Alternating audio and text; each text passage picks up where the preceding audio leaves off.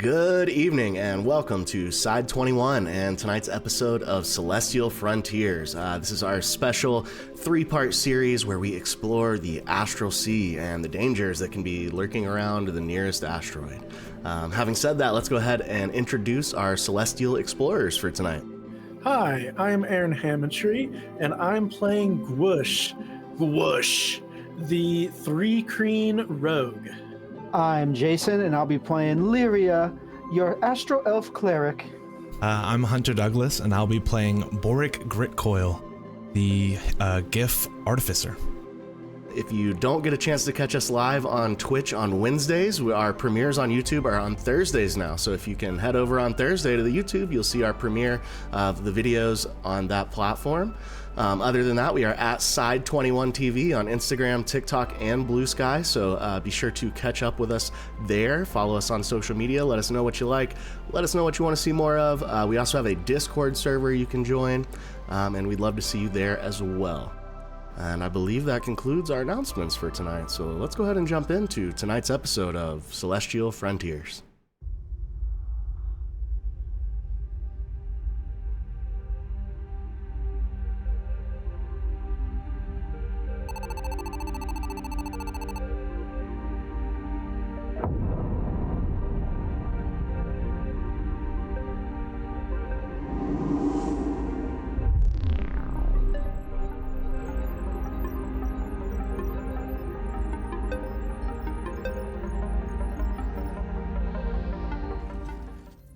The infinite expanse. A boundless ocean of silver mist and swirling currents where time slows and thoughts carry weight. This is the Astral Sea, a realm of drifting titans, forgotten gods, and shattered dreams. It's the space between spaces where lost travelers wander through an endless void and great ships sail upon invisible winds. Here, islands of dead deities float in solemn silence, their remnants casting shadows upon an ethereal tide. Travelers cross this plane not on foot, but by force of will, gliding through the haze like swimmers in a sea of memory.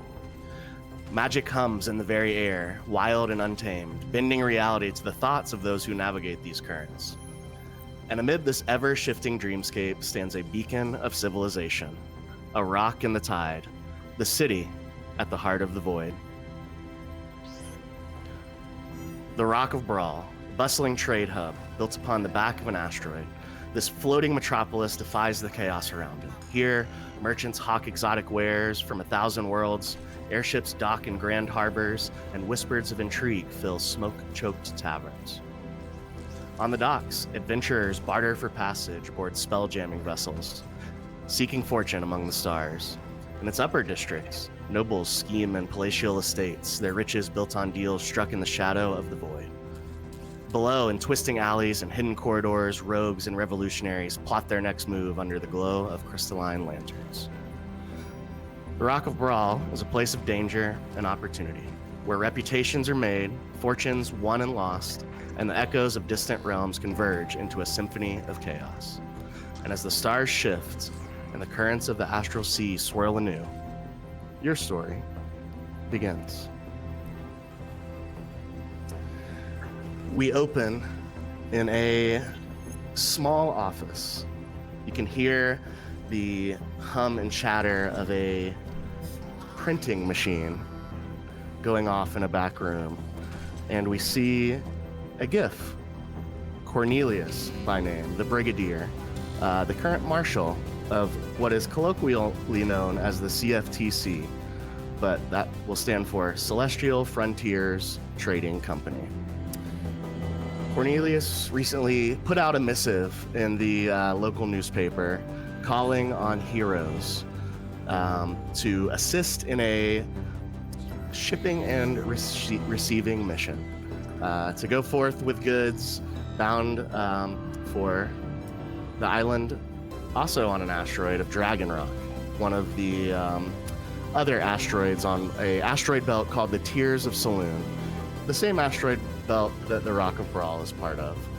Although there are quite a bit of asteroids besides these two, and the distance between them can be short or long, depending.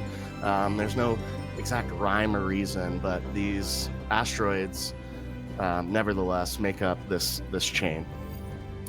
Some of you may have seen this missive and may be interested in heeding the call for adventure and certainly some kind of reward. As Cornelius looks up from his ledger that he seems to be working on here in his office, a character makes their way through the door. Who is the first person we see to walk into the office of the Celestial Frontiers Trading Company?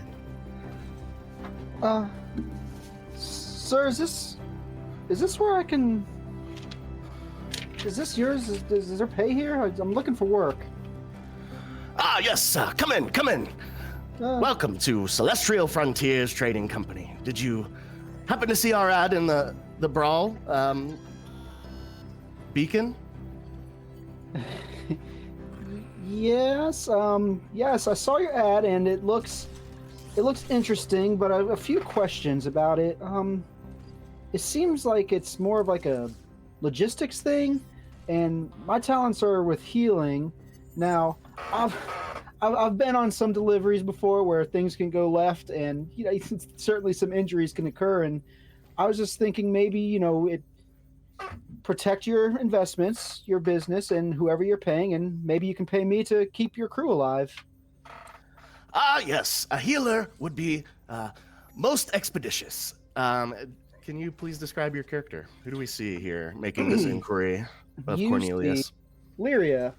She's about a 5.5 foot tall astral elf with red hair, blush on her face, but then her eyes are like glowing green, almost to the point where it seems mechanical. It doesn't quite emit like a light, but her eyes are just oddly green, and she wears a headband, and then she has like some armor on. It's a medium armor, and if you look closely at it, you just kind of see it steaming. It's always steaming, but then beneath it, you notice that she's wearing her medical robes. Like this is clearly someone, and these aren't just like normal robes. Like she's been through some shit. There's some tatters, there's some tears, there's some burns. If you look close enough, I'm willing to bet you'll probably even find some dried up blood that may or may not be hers. And standing before him is Lyria. Are you on fire? As you can see, this is it's just a regular armor. It's kind of a chain, and it's my father's, and he won it in a bet once, and well, when he died, I sold everything to get to the stars, and this is the one thing I couldn't bring myself, and it's always steaming, and it's the most wondrous thing because you'd think that I would always be sweating, but it's not. It's just not hot at all. It just looks really cool in my opinion, and it's the one piece of my father that I've decided to keep with me. He kind of has a confused look on his face, but says, quite right. Very cool indeed. And as you two are kind of having this conversation, another individual stumbles into the office here. Who do we see next? Cornelius, you old fuck, how you doing? Borrik, is that you? Oh, you know it is. I saw this missive, and, I'm always open to a little coin. And if you'll describe your character for us. Yeah, Borrik Gritcoil, a GIF, probably like just shy of 7 foot, hulking guy, brown, kind of like longer duster, kind of trench coat, just kind of normal like clothes underneath, bunch of utility belts. He has one bionic arm, the right arm, and then the left eye is also bionic, and he had was from an accident essentially, yeah, just a hulking hippo man ready to make some money. When I posted that article, I thought I might see you here, so You know me too well. Seems my suspicions were correct. Yeah. Look over at Lyria. Who's this then?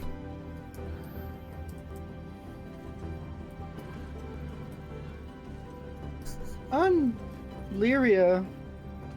Nice to meet you, and I'm gonna take kind of a step away because I'm just like, this is huge fucking hippo next to me. Oh, don't be shy, love. Put her there. Just kind of like reach out my hand. Yeah. And Lyria is gonna reciprocate it and grab you with like, you can tell it's her like most intimidating. Like she's really trying to just squeeze your hand, but like, I don't know, you're a hippo. I'm imagining it's probably not doing too much to you. Don't even notice. Wonderful. Camaraderie beginning already. I think perhaps one more individual and we can call this crew complete. If you will just wait here, talk amongst yourselves, and I'm sure any minute now, another individual will probably respond. Plenty of fortune seekers, adventurers, and the like here on Brawl. Sounds good. And I just kind of take out some little bit of tools and just start tinkering with some like little parts on a panel on my arm. It usually doesn't take long to find someone looking for money. And as those words, no sooner than those words leave the lips of Lyria, who is our third crew member walking through the door? Right? So as the door like swings open, everybody would look at like, you know, human-ish height, about like 6 feet up, and then realize it's too tall and you'd have to scroll down about 2 more feet. And so this little critter comes in. It's like grayish brown with some like sand colored speckles, so like little bits of brighter like freckles almost on its carapace comes in, is this mantis man. And it's a 3 keen, and he comes in, only has a like a couple of like straps on him, when just bags hanging everywhere, because why wear armor when I got armor on? And he's got a second set of hands that he's got like folded up under his chest, and then he's got like larger, more traditional arms like a halfling. And he like pushes the door open, and you guys hear almost simultaneously, but like off, if you try to compare off just a bit, psychically in your heads you hear, "Hi, am I here for the job?" And it's like this really high-pitched sound, like a bug, like something small just tried to talk into your ear. Cornelius looks up and he says, "Ha! That's my question. Are you here for the job?" Vigorous head nodding. Quite right.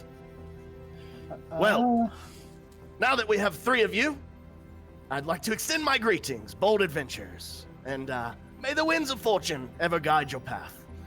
Today, destiny calls upon your shoulder a task of both great import and considerable peril. It is no ordinary errand that I lay before you, but a mission that demands cunning, valor, and a steady hand upon the tiller of fate. Firstly, you are to deliver a critical shipment of mining equipment to the resilient miners of Dragon Rock. Their livelihood and the very foundation of their community rest upon your success. The journey will not be without its challenges, however, but I trust you will navigate the treacherous void with both skill and resolve. Yet, your task will not end there, for within the nearby asteroid known as the Cave lies a ship of dark renown. Perhaps you've heard of it. It's called the Bat Ship. The On bat its deck ship. resides an artifact of profound significance. Its unique spelljammer helm. This object, a marvel of arcane ingenuity, is essential to the course of events yet to unfold. You must retrieve it, wresting it from whatever foe or trap guards it fiercely. Finally, as the Batship has become a festering threat in the realm, you must see its destruction. Lay it to rest amidst the cold embrace of the void, so that it may trouble the stars no longer. This mission is not for the faint of heart, but you have responded, and you look fit enough to me. I hope to see in you unyielding courage and sharp wit. Know that the realm holds its breath for your success, and I too will watch the stars with hope in my heart. Go now, adventurers. Carry with you the weight of responsibility and the spark of greatness. The void awaits, and with it, glories. I shall provide you with a ship, a damselfly known as the Rune Wing. This armored damselfly ship features front and back turrets, a beautiful top deck, a lower and upper cargo hold, and of course, your CFTC uniforms. Uniforms, huh? That's right, and they are magical, so they will fit to your massive size, and also, you said Gwush, your diminutive one. How much coverage? How much does it cover? It covers your torso and legs. It comes with a pair of boots and no helmet, as you may know. We all have our air bubbles that allow us to breathe at least for a short time, and of course the air bubble around the ship itself functioning at full capacity. I promise the following rewards: 300 gold pieces each for the successful return of the spelljammer helm, as well as the delivery of the mining equipment to Dragon Rock. If you are able to bring me the spelljammer helm as well as destroy the ship, ownership of the Rune Wing will also be passed over to you, as well as priority selection for future contracts with the CFTC. Oh, now you're talking, corny. The ship is docked on the south side of the lower docks, just to the west of Gift Town, which is where we find ourselves. We are here in Gift Town, in the low city portion on the Rock of Brawl. Some of you may know this area a little better than others, but there's Gift Town. There's a few other businesses, the Marcane Agency, as well as a couple of inns and taverns, the Happy Beholder, the Rock Rat, lesser market where you can find goods and services, although there is a greater market as well available in the middle portion of the city with just a short travel away. The mining supplies are already loaded on the ship, and it awaits your arrival only. However, if you'd like to do some shopping in the city or anything, there's no hard time restraints. As long as the mining supplies can get to Dragon Rock in the next few days, that will be lovely. Any questions? You just, you see Borrik kind of just like slap his hands together and just like, Oh, you had me at the demolitions part, love. Can I just get payment for my share of the Rune Wing at the end? I don't really want it. Make a persuasion check. Sweet. I'm not great at it, but sweet. Damselfly's a fine piece of machinery. You don't want a part of it? I prefer gold. 13. Fair enough. The 300 gold pieces, quite close to all I can spare at the moment. If you don't wish to take ownership of the Rune Wing in addition, or receive priority for contracts in the future, that's certainly your option. However, 300 is the maximum amount of gold pieces I can afford to convey to successful returning heroes. I look up at the I look up and I look down at my compatriots and I say, I'm sure we could work out some sort of leasing agreement on my share of the ship if you guys choose to use it. I think that'll do. Tell you what, love. If at the end of all this you still don't want a part of it, I'll buy you out of your share. Oh, you see her eyes light up and she immediately puts it like, before you can even finish saying the word share, her hand is like out, ready to make an agreement with you. I'll put my hand out, but I'll withdraw it for a second. Just promise you'll give it a chance, love. We'll see. And when you guys connect, just to not be left out, the little 3-keen runs up and just like high fives the hands. Because he's got a hop for it. I'm assuming it's like 5 feet up. I mean, I'm not super tall, but yeah, you got a hippo here. Or a GIF. I keep saying a hippo. GIF, I'm sorry. Hippopotamus. Splendid. It seems an accord has been reached. And I hope to see you back very soon. Give me I'm just a signing my second, real paperwork, getting like the duplicates, get my carbon copies, and then I pack them away. And all right, I'm ready to go. Where's the ship? Yeah, I can leave at any time. All right. The Cornelius. two fingers. That's how I convey. No, that's your telekinesis. That's the telekinesis working. Hell yeah. That's a thought queued up. Cornelius bids you adieu, and you guys head out of the office here of the CFTC and find yourselves here in the Low City of the Rock of Brawl. He advised you that the ship was located on the south side of the docks, somewhere down in this area. What would you guys like to do? All right, so you said we're headed to the Great Market area. You guys find yourselves here in Gift Town. It is a heavily populated with gift part of the Low City here on the Rock of Brawl. The lesser market, for those of you that are familiar with this area, is just south of here. And if he said, feel free to take your time to shop for supplies if you would like. He told you on the Rune Wing there would be 3 barrels of black powder and your CFTC uniforms. I like eating. I'd imagine Gift need to eat quite a bit too, and I'm not so sure about Gwush here. Clack, clack, clack, clack, clack. Yeah. Mandibles. Chittering.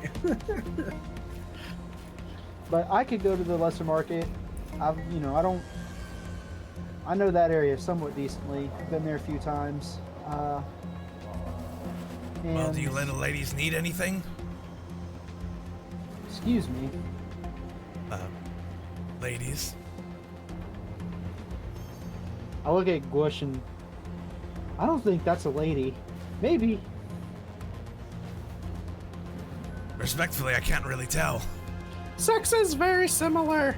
Gwush is male. Okay, that didn't sound programmed.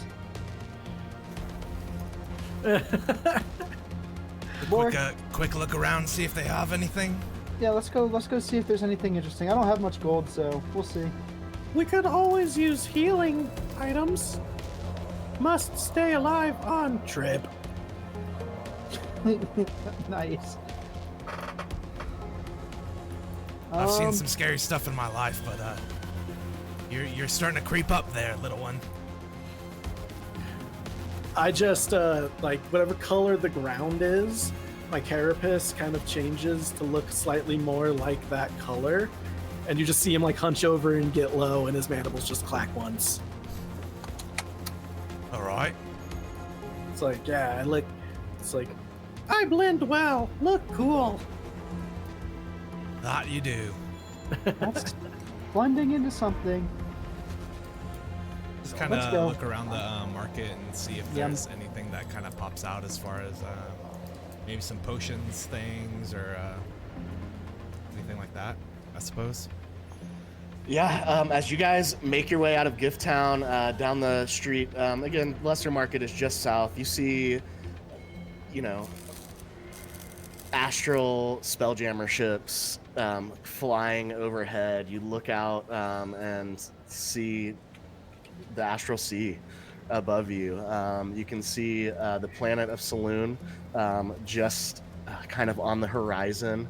And yeah, the expanse of space is almost overwhelming to people that haven't spent much time either in the Astral Sea or on the Rock of Brawl. You kind of, are making your way through this crowded street, and you see all manner of races and creatures. You see, little small constructs going by, some walking on like rigid stepping legs, others with wheels rolling along.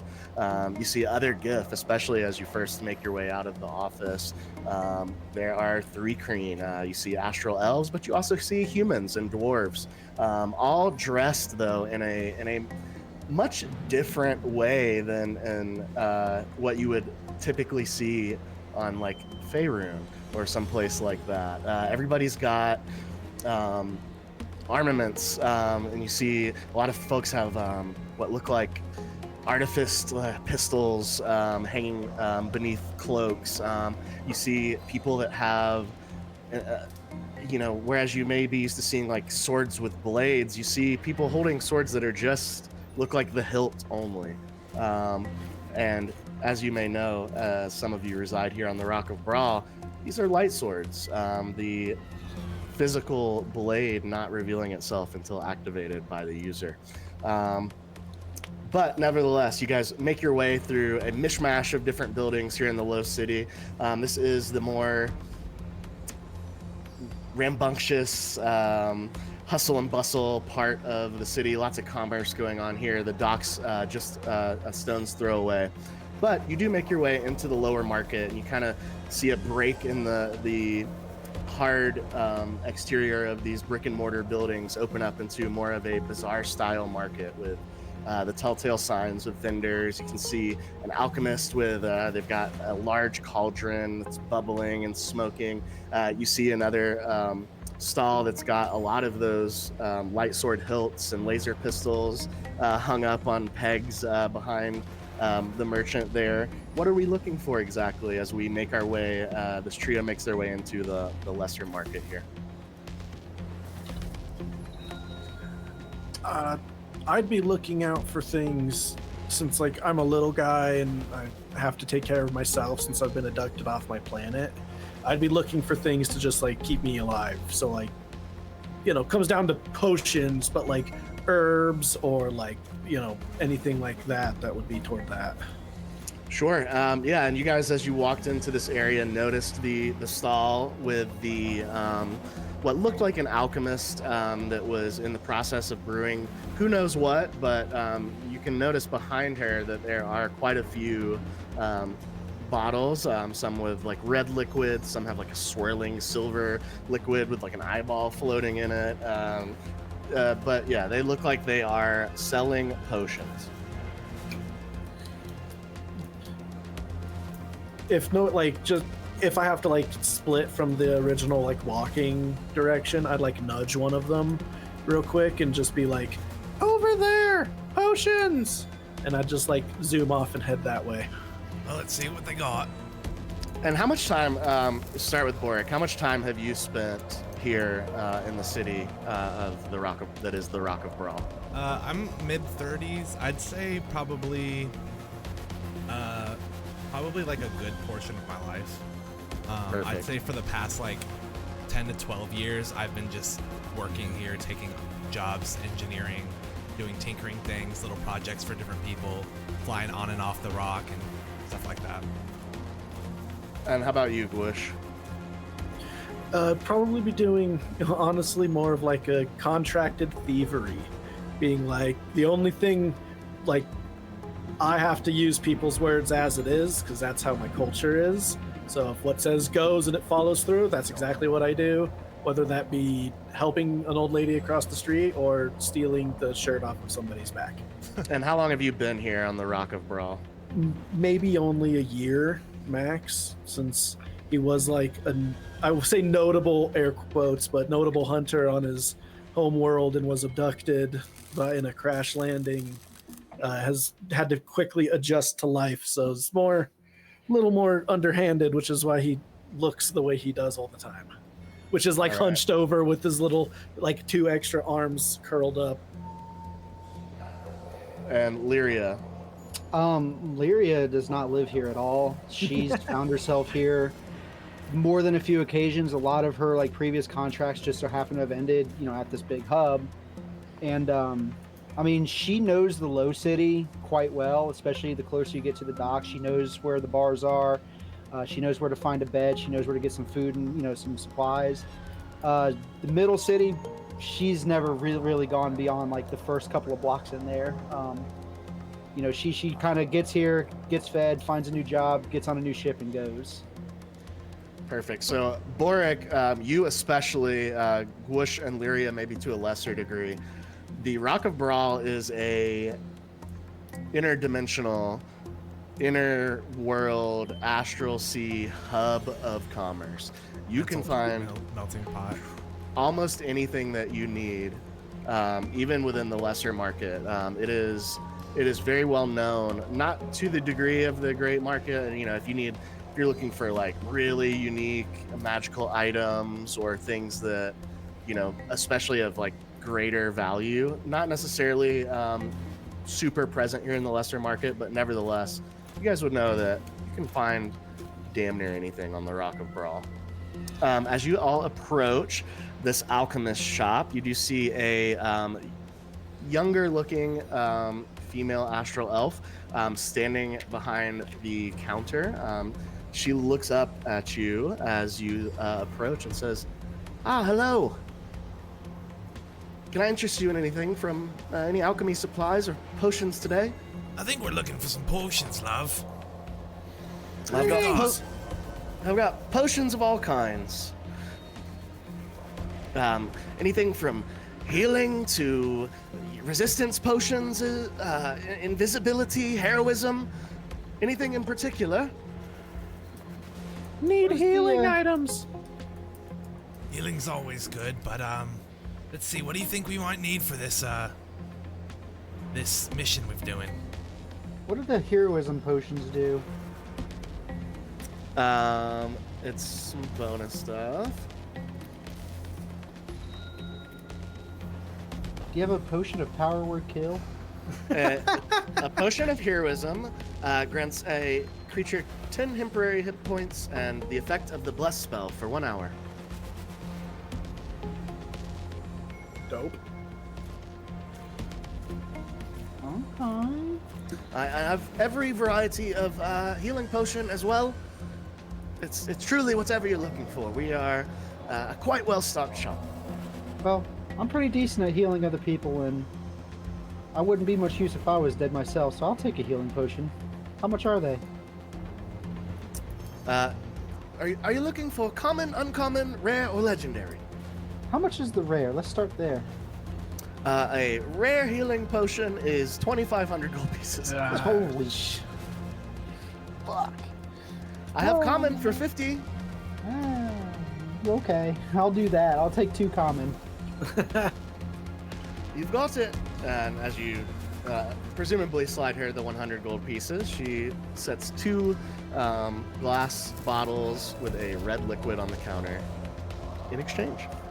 Sure. How many of those do you have? I've got about 15 common healing potions on hand. I'll take one as well. Just lets another one down. Collects the 50 gold pieces. Me too, please. And I like hold up one finger. And she says, "What? You could have ordered them all at the same time. Here you go. Anything else?" I'm broke. So no. Oh, we're doing a bit of a drop and grab for the CFT. You recommend anything that you've got? Well, there's any number of very useful potions. Vitality, speed, resistances, mind control, invisibility, growth. What kind of growth? Nah, I'm just kidding. It will enlarge you for 10 minutes. Damn. Should be enough time for you. Kind of looks at you with a side eye. Got him. I like. It still has to be telepathically, but I want to send it like more quietly just to her and be more like, "Do you have poisons?" Are we being sold rhino pills? Rhino pills. You make an insight check. Oh, for me? Whoever, no, for what, Lyria. Rhino pills. Oh, yeah. for rhino pills. Let's see. Uh-oh. I'd like to know if she 140. had. I'd like to know if she had poisons. Yeah, and as you're doing that, she says, "No, just potions, no poisons." You see he like his big old like eye like dart, like his head like darts a little bit toward Hi. the other guys, and then like goes back to normal and just being like, "I didn't ask for potions or anything." I immediately message Borrik. And we've got to watch the ant. I think he might be trying to kill us. Boy, what do you need poisons for? Put people to sleep? You see, like, I kind of just look at you, like, a little untrustingly, and my eye just kind of, like a beam comes out and kind of scans you up and down. It's like, Just don't use them on us. He just shrugs. You're gonna see me I'm gonna You see him like hold out a little hand of like deal, like not to use it. He like shrugs, thinks about it, and like sticks up a small hand. You're gonna see me like kind of like grab myself, and I'm just gonna whisper, "Protect them," and I'm gonna cast resistance on myself to poison. Nice. And it's Did you roll that insight check? I did. It's a 24. Damn. She's very young, but she seems on the up and up. She's got the, telltale kind of youthful revelry, especially for elves that live quite a long time. She is quite young, but seems to be pretty prolific and honest potion merchant. Well, Well, little one, Borrik, you if need you some want- poisons. Do we need to go somewhere else? No, this was fine. I mostly wanted to keep alive. Are you sure? Lesser Market has anything you might need. He just like sends you a thumbs up, but is also then like, you see, he's still unsure how to like properly communicate sentences.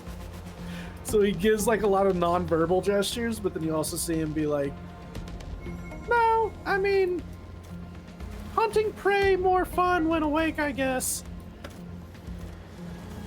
All right, I tried. Whatever. Are you taking He's- potions to put yourself to sleep? Poisons? Poison? Drinking, no sleep. That's unsettling. I'm a hunter. I hunt. I mean, okay. That's inefficient. I mean, if I put you to sleep, I hunt you easier. If you really need me to, I can put you to sleep. He just gives you another like, okay, All right, let's. we're good. Does Thank anybody- you. Does anybody need anything else? I tell the lady thank you and leave. I'm all set. I want to see these 3 barrels of black powder. Let's go. As you guys pull out from under the canopy here, and under this kind of pop-up setup that she's got her potion shop running under, and you start to make your way to the lower side of the lesser market. Again, you guys, just like spelljammer ships of all different kinds. Some look like scorpions, others look like more classic, like naval vessels flying overhead. You have to kind of step around like a wrestling match that's going on in the middle of the street, and you see these 2 very primate-looking creatures that some of you may know as Hadozi. Kind of like fighting and wrestling. Looks like one of them's got like a sword that the other one's trying to like reach out for, and it's nope. But you guys make your way around that nevertheless, and enter the docks area. As Cornelius told you, the ship that you're looking for is on the southern side, and as you get to right about here, you see this long dock stretching off from the edge of this asteroid. It goes just out into the Astral Sea, and at the very end of it, you see a damselfly ship. And as you get closer, walking down this kind of gangplank, you can see that it's just kind of got a rope that's tethered to the dock, and then also tethered to what looks like the top deck of the ship. And you can see along the rope, like every couple feet, it's got like large knots in the rope, as though it looks like you're supposed to just kind of make your way out to the ship hand over hand along this rope. I mean, this is definitely something like this is how they do it here. Lyria's done this plenty of times, Yeah. and you're just gonna see her like straight grab the rope and just start kind of swinging herself out there. Very much bug-like. You watch Gwush like grab it with one of his big hands and then swing his whole body on top of it, and then all 4 hands grab on top, and he like shimmies along the upside of the rope. And then Borrik will just kind of like, he'll like kind of come up and grab it, and then with his bionic arm, and then out of his shoulder, like this like attachment will come up and just kind of like loop around the thing, and it'll kind of just like slowly pull him up the rope. That is sick as hell. he's got a built-in zip line. So we've got a monster, It's slow, a it's person, not quite and that a quick, robot. but he's pulling himself, but it's kind of just helping him. Oh, okay. stay I was like, stable. go gadget fucking zip line wheel. So we've got a person, a monster, and a Inspector Gadget. Got it. Yeah, fuck with it. I like it. All right. So as you guys make your way across this rope, you see this ship has got massive, like almost dragonfly wings on either side, and you kind of make your way like under the edge of one and up onto what is the top deck of the ship. As you enter the top deck, you see that there are two hatches that go down, one towards the back of the ship where it kind of rounds out a little bit, and another right near where you disembark from the rope and onto the ship. You can see that there's a turret, a large like gunnery turret on the left side of the ship, and you can see another one on what looks to be a lower level jetting out from the back of the ship. On that same lower level, you can see the spelljammer helm, where any of you experienced in ship flight would know this is kind of where you go to drive this thing. And below that is a kind of a lower cargo hold that's got some looks like enough space possibly to hold some bunks and things, and then under the rear kind of carapace of the body of what this dragonfly looking ship is the larger cargo hold. What do you guys wish to do here? Go ahead and take a second and put on my uniform. Gotta look right for the job. So Borrik, you see, goes and opens up one of the hatches towards the back of the ship, and as you kind of go down this ladder, you see a back door that looks like it leads to that lowered rear turret section. But you also do see on hangers 3 CFTC uniforms hanging there, and you see also in the back of this cargo hold area a massive set of pallets that contain what look like mining equipment. You see like big drill bits and like something that looks kind of like a jackhammer, and some like pickaxes that have like these metallic handles that have like different switches and things on them.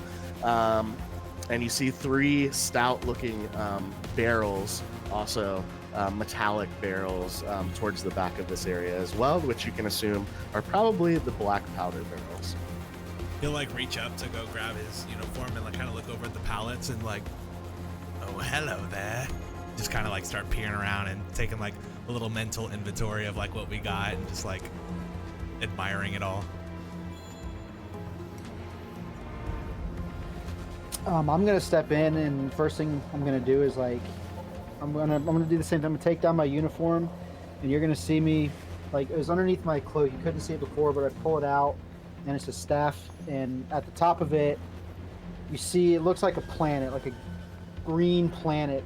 It's kind of floating on top of the staff, and if you take a closer look at it, you'll actually notice it's a symbol of Palor, which normally would be like a 2-dimensional thing, but this has been blown up into the 3rd dimension. You see some rings around it, and then just some points coming off of it, and it just looks like a little planet floating at the top. I'm gonna put on my uniform, then you're gonna see me reach back to my hip, and it almost stays like I just set it on my hip, and it's almost like there's a magnet just keeping it attached to me. Sick. In D&D Beyond, you guys should be able to find CFTC uniform. Ooh, okay. And as you're looking at these, they're like kind of like a cream color. They have like a blue and gold stripe that runs from the shoulder all the way down the torso and continues down the leg portion of the pants and even into the boots. But it's kind of like a monochromatic cream color. The fabric on the front of the torso part of it looks like it's kind of quilted. It's got like those like diamond shapes that look like they're kind of sewn in, and they have like some padding to them. This doesn't look like armor by any means. However, as you're putting them on, you feel a little more charismatic, and you feel it's a that's supposed to say persuasion, by the way, not perception after +5. But yeah, you feel a little more charismatic, and you feel that you might be able to get a little more respect wearing these uniforms. Nice. Immediately after I put mine on, I'm going up to the helm, and I'm certainly going to try to get started operating the controls, have my coordinates, plug in my coordinates into whatever navigation there is, and see if I can get this thing started. It's perfect. So we've got Lyra on the helm. What are the other two of you doing? As I struggle in D&D Beyond to actually find the stupid uniform, I'll look at Lyra and go, "Me also drive. Not bad, but do whatever." And kind of just like shrug again and wait to see. I'm going I to... dropped the uniform in our Discord chat too, just in case you guys can't find it. Found it. CFTC uniform. Green. I'm looking over at Borrik, and I say, do you know how to operate one of these things? Well, I know how it's all wired. I haven't driven them too many times, but I'm sure I can figure it out if we need it. I wouldn't mind checking out that gunner area.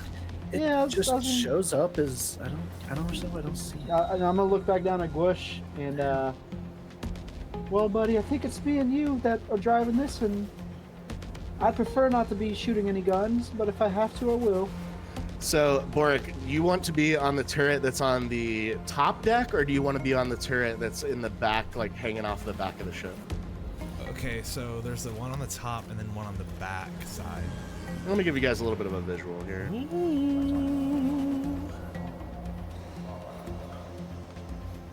Oh, sick. Sick. So these two here in the helm, and then this is a lower where you see the darker hexagonal flooring. That's like things attached to the lower level. The flooring around where the helm is kind of the top of that lower cargo area, so that's where cabins and things like that are. And then the hatch where I've got Borrik standing now is above the larger rear cargo area. Within that cargo area below him, there is a exit door to come out here, but this is lower in elevation than where on the top of the deck. Okay.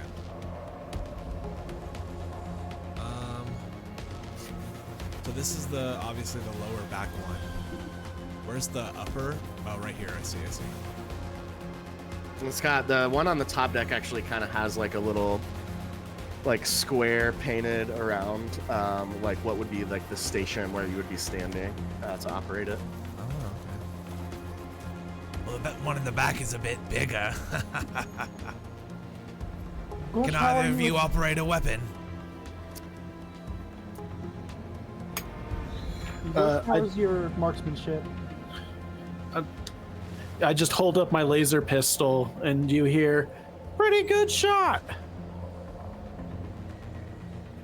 Well, if I take the back gun, just in case anything happens, at least one of you will be pretty close to the top one if you need to switch it about. So you guys are all kind of standing around the spelljammer helm, and when you do see like the interior, this is a highly it's a mix of artifice work and the arcane. You see like there's some large crystals on either side of the back of this helm space that kind of have like all kinds of different wires coming out of them that lead to different parts. You see two really thick cables that come out from the base of those crystals that are running kind of along the edges of the floor in this room and attached to this green kind of almost, I'm struggling. It's like almost like a captain's helm that you would see on like the Starship Enterprise or something like that. It's got like padded back to it, and it's got like two arms, and you can see this massive windshield, if you will. And you guys have a great view of the Astral Sea looking out here from the Rock of Brawl. Is there a place for like Is there a first officer's chair, or is it just one chair up here? Is this it? Just the spelljammer helm. No other seating in this room. Well, Gwush, I can take the first leg of this journey, and if I get tired or something happens, I'll be glad to know there's someone else that can take over. Sounds good. And then I like try to climb on the back of the chair and see if I fit. like a cat, see if I'll fit like on the top if somebody's sitting in it. And then even if I do or don't, like once I check, I just like crawl back down the back of the chair. I mean, it's a pretty average sized chair, so unless you're really small, I don't see you really perching up there comfortably. Yeah, so this 4-foot critter climbs up, looks awkward as shit, and then like climbs back down. Yeah, I'd prefer if you weren't there. Well, I'm sitting in any chair, please. He like nods and then just goes, "I'll find a box," and goes to like inspect the rest of the ship. Yeah, and you can see from. Oh, go ahead. No, please. I was gonna say, as you go inspecting the rest of the ship, you can there's like a small opening. It's not a hatch, but it's an opening in the back of the helm area with a ladder going down. If you were to go down that ladder, you would see 3 kind of cabins down there, as well as a small cargo area that doesn't look to have much in it. Okay. I'm gonna sit down in the chair, and I'm gonna look up, find an empty spot on the helm. And I'm gonna cast flowering because I'm trying to make it not stink up here. Describe what happens. Yeah, so I'm just gonna point up. You're gonna see me kind of just. I'm just gonna say, "This is ugly," and I'm gonna point, and you're just gonna see like flowers start to grow in all the empty space, and if I can sustain it for up to a minute, then it's gonna start giving forth a pleasing scent, and it may attract bees, hummingbirds, or other pollinators. So I don't know, Gwush, you might be fucked here, buddy. You might be stuck Astral in pollinators. Yeah. Oh, not in the vents, love. You don't want the wires to overheat. Well, they're not in the vents. I figured vents are usually there for a reason. That they are. All right. So Should we go over the mission one more time just so we can all make sure we're on the same page? I'm gonna pull out a little notebook and so we need to get the mining equipment to Dragon Rock. I think that's number 1 on our itinerary. From there, we need to go to the asteroid known as the Cave. And did we get coordinates for all this, or I'm assuming navigational like data or something? Yeah. So he explained the cave asteroid is really close to where Dragon Rock is. Why this reason these missions are kind of being combined. You may not know exactly where, but you could possibly ask around in Dragon Rock. He didn't give you exact coordinates, though. Okay. I'm gonna go ahead and preload the Dragon Rock coordinates into the hub there. Yeah, that's kind of yeah. Beep, beep, beep, beep, beep. So after we deliver this, we need to go to the asteroid known as the Cave, and we need to get to the bat ship. Aye. Yeah, it was a And, bat. From there, we must retrieve the helm and destroy the bat ship. Make a history check for me, please, everyone. Yes, please. 14. Nat 1 for a 3.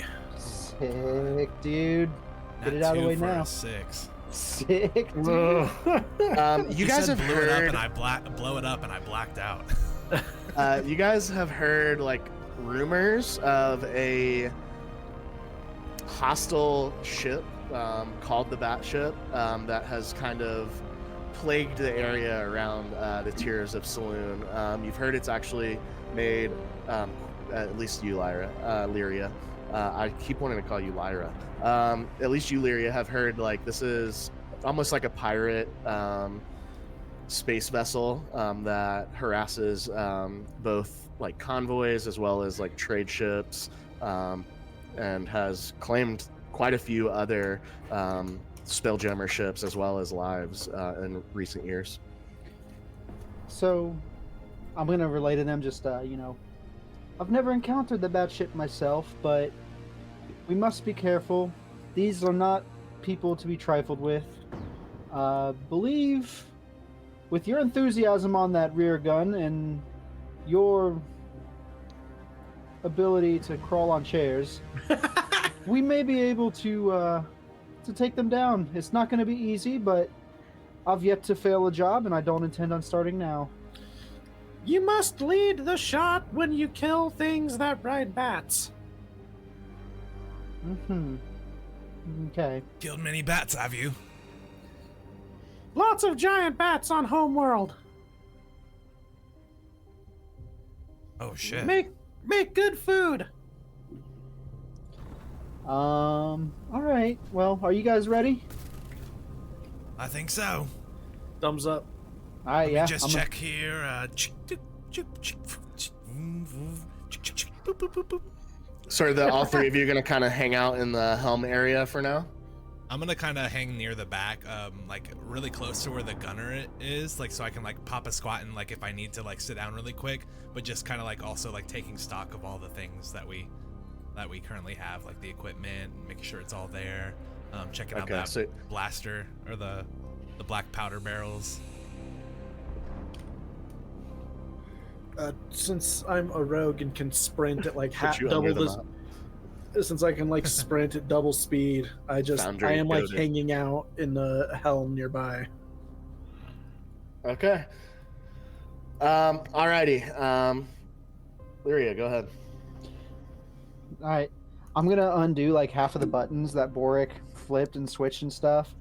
And then you're gonna see as I do it, you're gonna see it's like certain lights that just weren't there. They start turning on, and you can definitely tell he doesn't know how to operate a ship, but he definitely knows what some switches and buttons do. And yeah, I'm gonna start it up. And yeah, you hear these spelljammer ships are not inherently loud, and all they are equipped with like a lot of devices and different equipment that are going to give you readings of the atmosphere and possibly like surround. It's almost like a more modern vehicle. Like if you get too close to an asteroid, there's like a screen that starts like beeping at you. But as you do, you remember like a lot of travel through the Astral Sea is by thought. So as you kind of reach down, there's two like almost joysticks on the console that's just in front of the chair.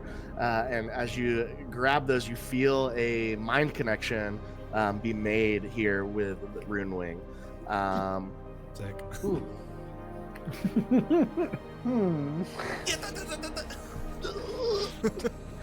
And as a pilot, or at least sometime pilot, you would know that merely your thoughts from you to this spelljammer device are going to direct the ship. Fuck yeah, let's go. Full speed. Yeah, is this thing? Does it like? Are the wings flapping like an ornithopter? No, they seem to be more for stability than propulsion. I always think it's kind of silly they put stability, but I guess sometimes when you're in an atmosphere, you might need to stay straight. And yeah, you're gonna feel it kind of lurch forward, and as soon as I know we're clear, we're throttling up like a plane down the runway, just full throttle. As you begin to advise the consciousness of the spelljammer helm that sits here in the front of Rune Wing, the ship begins to move slightly forward. It doesn't all start going at once, and you guys get about 10 feet, and you feel like just like a little jerk, and the Rune Wing kind of stops for a second, and then you hear like the snap of what sounds like a rope. Oh, the ropes!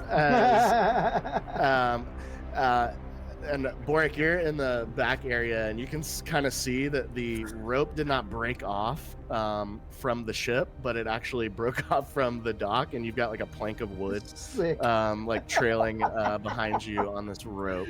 But nevertheless, got a tail. I'm gonna begin just kind of to- project with my eye, just like this little like hologram that comes up and it just like scrolls like sorry. Just start rolling the rope up. That's so funny. Okay, so you climb up to the top and bring the rope in, which was like around this area. Oh, That that is is- amazing.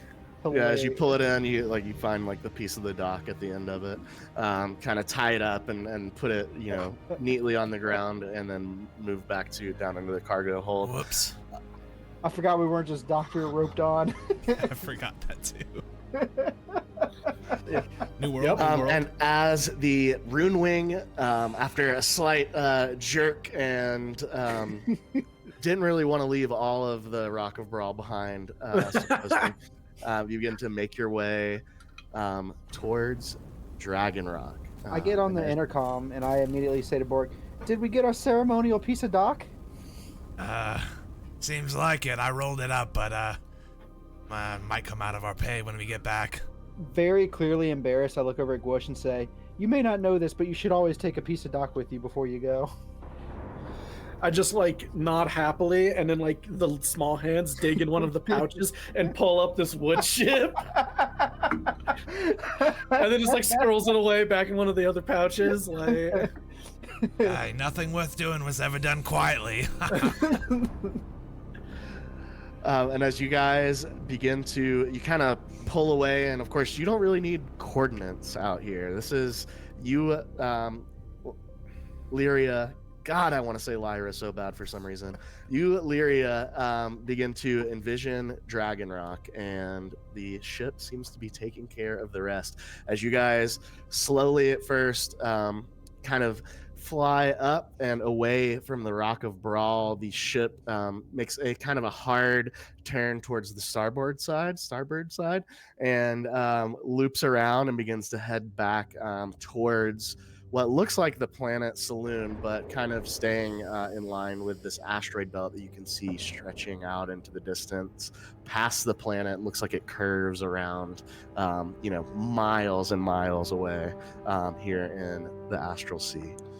As our ship, the Rune Wing, with its top deck facing the open Astral Sea, pale blue lighting running down the lengths, but everyone inside for now, begins to make its way through the Astral Sea, bound for Dragon Rock.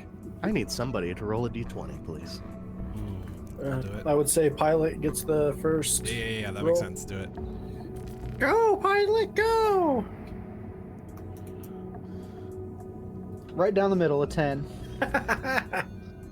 Nice. 10.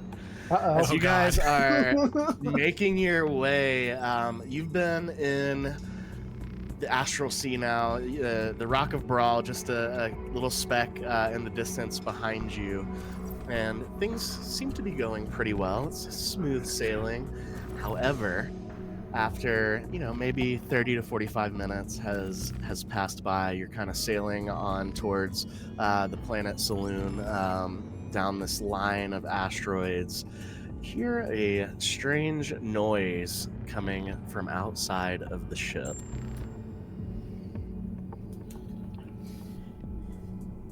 I'm getting on the first. I'm gonna look down at Gwush and Gwush, get in your turret. I think there's something happening, and I'm gonna get on the radio and call out to Borrik and let him know the same. Just make him alert. All right, sounds good. A little too quiet anyways. Off I go! And I'd like run my way toward the turret. All right, so yeah, you pop up out of the top hatch, the north hatch, we'll call it, and assume your turret. And Borrik, as you make your way back outside this back door, and kind of stand here, the both of you are going to notice something terrifying flying just above the ship, like vertically, and drawing closer by the moment. And you see what looks like not a whale, but more like a shark approaching the rune wing here. And how about you guys make a Arcana check for me? Let's see if you can see what this, or nature. Actually, nature check, not Arcana. Okay, nature. It's the same either way. I got a 4. I got a 21. 21. So yeah, the two of you outside appropriately are able to see what is a void scaver, and it is got what it's like a spotted looking shark body, and it's got like what looks like very similar to what's on Borrik's face, but quite a bit larger on its like forehead, and you see this bright red light beginning to glow bigger and bigger and bigger. And I need everybody to roll initiative. Oh, this sucks. hello, love. That's a giant bat. We're all gonna die. I rolled another nat 1. Stop. Modifier? So I have a 7 7 total. Damn. plus 6. What the fuck? That's crazy. I got a 17. You guys sleep on the alert feed, I'm telling you. Yeah, that's crazy. Borrik. 5. All right, let's see what our Void Scaver is gonna get here. That's Void a Scaver. pretty good roll. Where is your mod? There it is. All right, with a dirty 20, our Void Scaver Shit. is going to act first. I want Gwush and Borrik, before we get started here, to make an Arcana check as you're kind of getting grabbing these turrets and kind of trying to figure out exactly how these weapons work. 17. 9. Sick. That's sick. So luckily, Gwush, for you, yours seems pretty simple. It looks like it is, you can aim and fire it all in the same turn. If you do fire it, it is a +5 to hit, and it does 2d8 force damage on a hit. The back turret, you rolled really well. You've seen one of these things before. In fact, you've actually worked on one of these turrets in the past. It's also +5 to hit. However, it does twice as much damage as the front turret. It's 4d8. However, this being a larger, more complicated weapon, does take 1 action to reload, 1 action to aim, and a separate action to fire. Okay. So just turning this thing, it's even with your massive stature, the length and weight of this weapon, it takes a second to kind of get it into position to shoot. However, it is at your disposal. And I'll say on that same check, Borrik, you know that this damselfly ship probably can withstand about 200 hit points of damage to its body before it becomes inoperable and the spelljammer helm will no longer work. So, to start with, you see this shark and this bright red light beginning to expand, and you see this ray shoot out from the ship and just kind of rip into the body of your vessel. Or does it? Let me roll to hit. That is a Dun, dun, dun. natural 20. Oh, Oh, fuck. God. Oh, here we go. And we die. This, it doesn't seem to have really locked on to either of you first. It's just doing body damage to the ship on its first attack here. There we go. All right. It's going to do 14 points of damage to the body of your ship as you see this laser kind of just eat into one of the sides, and it doesn't look like it's broken through the hull by any means, and so but it's doing some pretty extensive damage to the exterior, and you can see like there's some panels now that have like this deep dark black scar running across them, and it is going to kind of swim a little closer and get like right about there to end its turn. All right, Lyria, you are Christ. Inside the ship here. What would you like to do? What sort of like radar or something? Do I have like? Am I able to tell the position of it versus where the ship is? Yeah, make a perception check as you look around at your panels here. Okay, a 25. With a 25, yeah, you see on the right wall of the hull here, there is what seems to be like a proximity sensor, and you can see like a kind of vague like shape that looks like about the same size as, or the same shape as the ship that you're currently helming, and you see like just a bright red dot like flashing towards the back right of it. All right, my initial reaction to this is to take the ship, and I want to like obviously take control of it. We're not just kind of sailing where we're going now, but I want to kind of shoot it upwards, like almost vertical from where we're at now, with the hopes that I'm getting the top turret an angle on it and getting the hub above it and getting Borrik a good shot on it. Okay, yeah. You're able to kind of here. Actually, let me have you make a Arcana check here to see how well you can mentally fly this thing.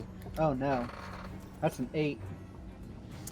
With an 8, you pull up and it's going up, but you kind of misjudge exactly the angle and you bump the shark itself and the void scaver, I should say, and it actually is going to take 7 points of damage from that. How, if I'm controlling the ship, what constitutes like an action? You know, I did that. Would I be able to do like a spell on myself or no? So you would know that you can kind of if you stop like mentally influencing the ship and leave the helm, it's just going to kind of remain floating here in space. So it's up to you if you want to drive or not, or go possibly help out. My thing is like I screwed up a check. You know, like obviously I didn't fucking roll a die. Lyria didn't roll a die, but I screwed up. So I'm kind of thinking like, oh man, I always do this before I fly, and I want to cast guidance on myself, but if all I'm doing is steering a ship, obviously we got to have boundaries somewhere. What is an action and what isn't, you know? I would say if you want to use your turn to move the ship like you just did, that would be an action. Okay, so I have a bonus action. Okay, cool. That's what I'm getting at, because obviously I think my actions are going to be a little bit different. And there's only the 2 turrets, right? Correct. Okay. The back one, though, definitely can be multi-man, since it does take multiple actions to both like aim and fire it and then reload it. So I guess, yeah, I moved it, and the last thing I want to do is just give it like some forward thrust to try to get some distance between, you know, start moving away from this thing to really get Borrik the shot lined up. Because perfect, yeah, and you get some distance from it, and it's a little bit lower than it was, and you did hit it for 7 points of damage as well. Anything else you'd like to do? I'm gonna bonus action dash. I'm gonna disengage and try to get halfway back to Borrik, because I know that big ass gun is hefty. All right, what's your movement speed? 30, but I did the dash, so 60.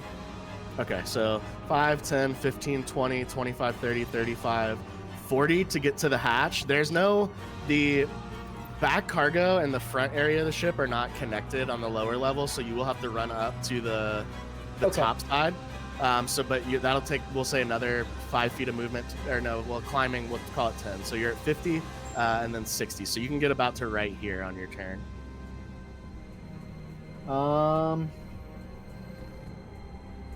Let's see, in at will, I can kind of do whatever. So can I just message Gwush and let him know the helm's open? All right, perfect. And it is Gwush, your turn. Wow, with my 1 or my 7, I guess that's fair. Yeah, Borrik rolled a 5. Yeah. So I rolled really terrible on learning how to do this, but how well do I think I'd be able to aim this thing? It'll be basically a roll to hit plus 5. Sorry, I guess more it's like would I'm a little guy, do I think I'd have to like struggle more to aim this thing, or is it like it's on a like rotating like wheel, like almost like a bearing, and you can see like this little balls like going throughout the ring that surrounds like the base where it connects to the ship. So no, it looks like you could pretty easily aim and fire this as an action. Cool. So yeah, I just want to like, little me like hops on and all 4 arms like 2 attached like normal, and then 2 grab it underneath, and I'll see if I can't like try to take a shot at this thing. All right, yeah, just roll a d20 for me to see if you hit. D20 plus Ferv. So I got a 12. A 12 does. So wait, 12 total. 12 total. Yeah. Unfortunately, a 12 does not hit. You're as you turn around this turret, it goes a little further. Like the mechanism by which it spins is a little actually lighter and faster than you expect. So you actually overcorrect and shoot wide to the right of it. That will be your action, but you can take a bonus action or movement if you would like. It's okay. So this is kind of one of those mechanical questions, legitimately. Mm-hmm. So I'm a thief rogue, so I have the ability like fast hands use. Would that allow like me to like reload this thing any faster, or does this one not have like a property like that? This one doesn't reload. It seems to be firing like laser, so it's not required to like each charge that it takes to fire this weapon. It like builds up. It gets like recharged on its own, whereas the one in the back, it takes a little longer for it to recharge because it's more energy escaping it. So then no, I think that is just my turn, and I will hold fast on the weapon.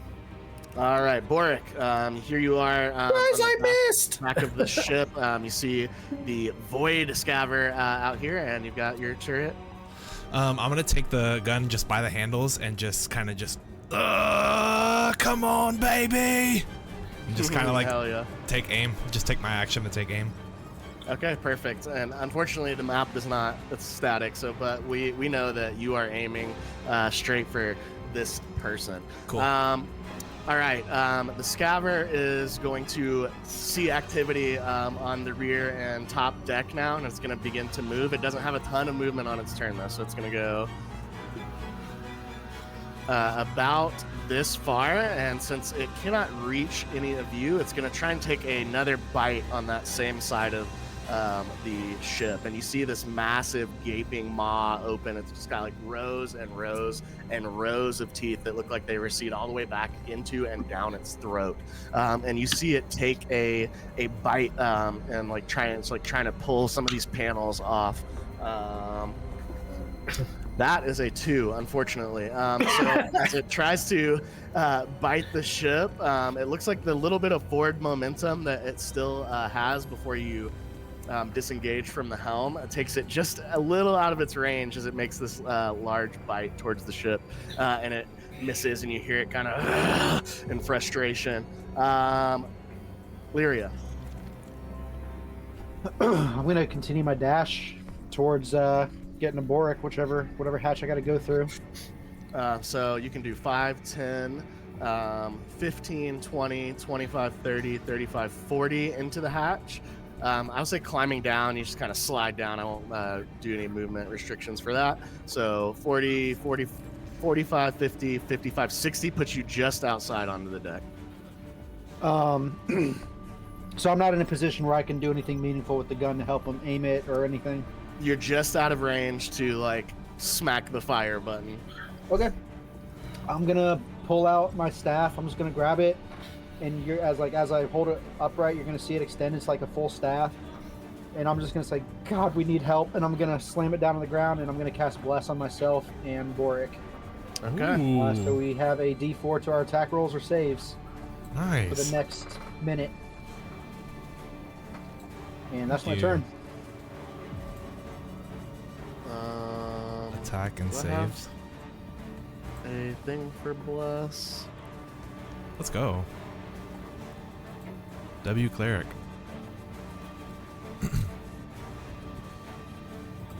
I'm gonna do something most clerics don't do. I'm gonna try to support. All right, Gwush. What do you mean?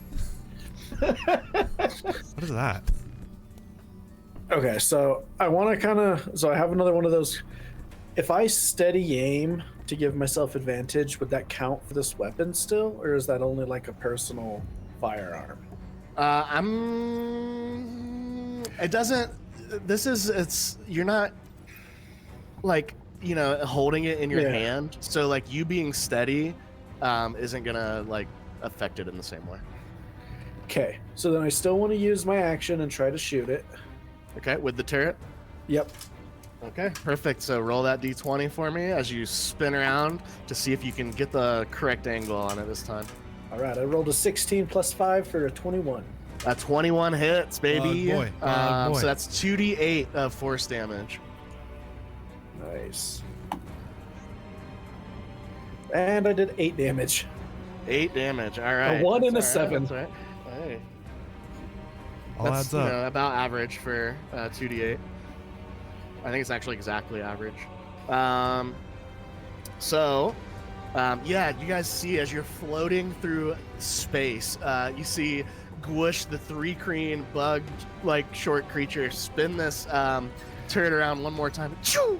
Like kind of pulls back as he fires it, and you see these 2 laser beams come out of it and strike this creature kind of on either side of its red eye for 8 damage. Anything else for your turn? And then I would like to use my bonus action to dash, and then I want to try to dash for the helm. Okay, yeah, you can bonus action dash for sure. So that's 5, 10, 15, 20, 25. What's your movement? 30, so I'd have 60. So with 50 feet of movement, you are able to get into the helm seat. Anything else for this turn? And then just throw myself into the seat and get ready to move. All right, Borrik, for the sake of the mechanics here, I'm gonna say as he moved the ship, you were kind of able to like adapt, and you still have your aim on the. Okay, cool. I was gonna ask.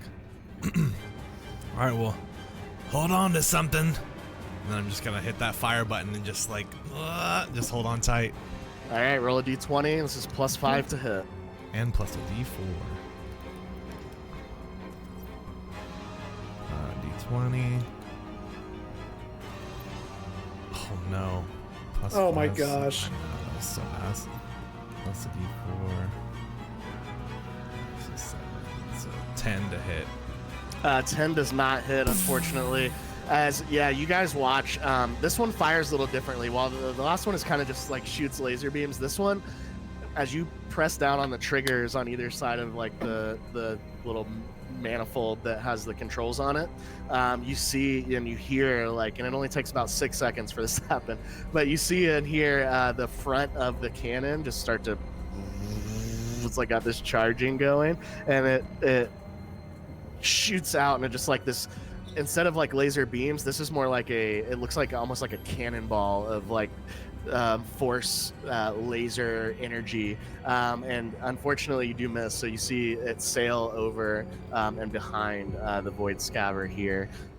So as your shot goes wide, you look down, Borrik, and you see there's a canister of like empty canister essentially that kind of slides out from like below the little manifold that you were controlling it with, and you can see that there are a series of like 6 glowing blue canisters that kind of sit within the chassis of the turret that look like you need to switch them out, and that is the part of the reload that takes the action. Oh, it's a CAN model, huh? Just kind of scoot the empty canister off to the side of the ship so I don't fuck it up. Awesome. Anything else for your turn? That's it. All right, that is going to bring up our void scaver. He is going to turn down this way, and he is going to attempt to bite you, Lyria. That is going to be a 22 to hit. That's definitely gonna hit. Damn. Lyria, look out! That is going to be 21 points of damage, and I need you to make a dexterity saving throw. Holy fuck. You're blessed. Yeah. 15 plus Ooh, 4, 19. With a 19, you can feel this creature's one like row of its jagged teeth kind of just crunch into like the back of your shoulder here, and you can feel it trying to suck you in. However, with a successful dexterity saving throw, you avoid it. That is going to end its turn, and you are up, Lyria. Suck you in. Oh my god. That's a horrible statement. I'm so scared. Shoot him!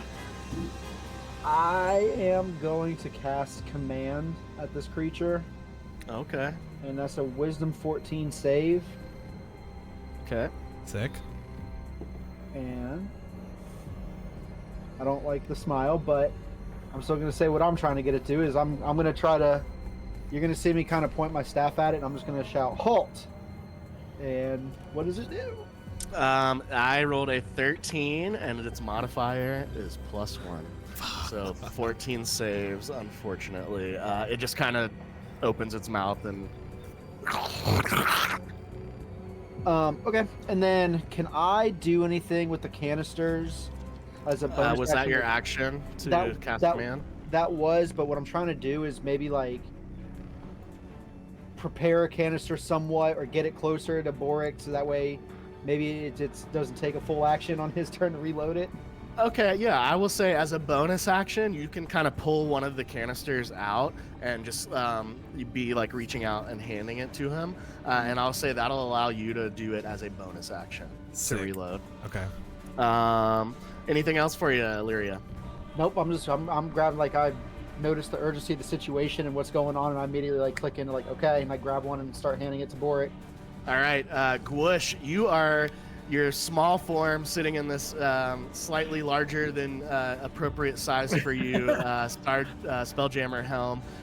You can reach out and grab those joysticks and move the ship if you would like. What would you like to do here?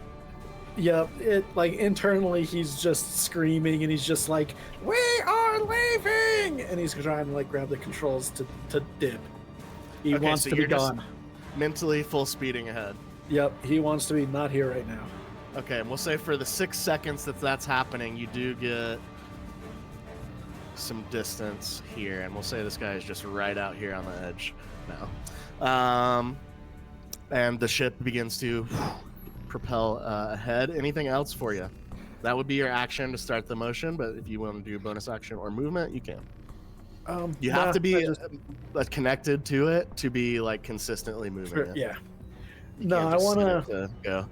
Yeah, I want to power forward like a little bit more before I decide to potentially change my action. So I'll just hold here.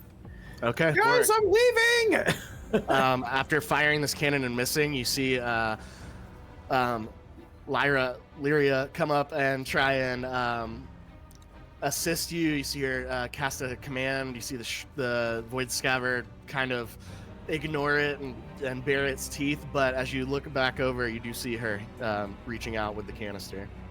Oh, nice try. We'll see what this can do. I'll grab the canister from him, use my bonus action to go ahead and reload it, pop it in the tank there, and I'll kind of swing it around towards the back where it is, since we propelled perfect. forward and aim it. Yeah, you take your turn to load up the cannon and kind of aim it back towards the Void Scaver. Anything else for your turn? That's it. All right, let's see if our beam recharges. Oh no. That would be this kind. With a 1, it does not. So it is going to move back again, and it can really only move this far. But this time it's going to try and take a bite out of you, the guy manning the cannon. That is going to be a 16 to hit. It hits. Alrighty. As he bites down onto your left arm, you are going to take 21 points of damage, and I need to make a dexterity saving throw, please. Fuck. Okay. You're blessed. I'm blessed. Making sure I don't have a thing for my AC. What's up? Okay, yeah. 21 points. Ouch. And a dex saving throw. Come on, baby, big money. Terrible. Doesn't even matter. 9. With a 9, unfortunately, that is a failure, and you begin to feel yourself being sucked into the maw of this massive astral creature. And so right now you are in its mouth. You get the feeling if it successfully sucks you in again, you are going to be inside of this thing. But that is its turn. Oh, my good arm. Lyria, every fucking time. Uh-oh. Are you sure you don't want to just have your name be Lyra? Yeah. What about Lydia? That's even better.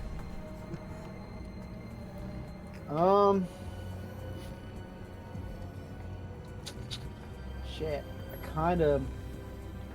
You already moved the gun, like, to aim and prepare, right? Yeah. The gun's semi-aimed. Mm-hmm.